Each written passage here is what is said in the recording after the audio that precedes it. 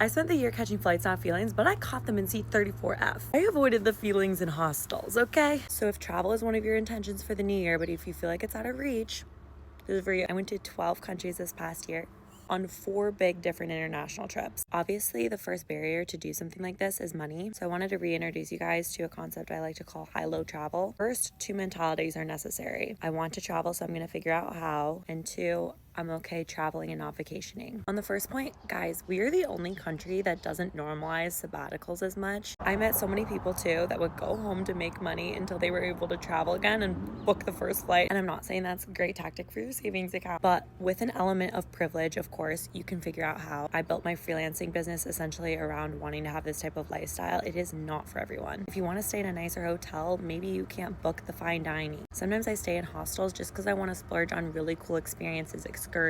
I will say I am a rich girl living in a poor girl's body. I have been like this all my life. So I find ways to weave in luxury throughout all my travels. But I knew if I could still profit in my career and be able to essentially do both, I had to this year really prioritize the high-low travel. To me, travel isn't escapism. It's literally just once you know what's out there, how can I not weave that into my every year? I always say this, travel's my boyfriend, because when I'm looking for a boyfriend, I want it to be additive to my already fulfilled life.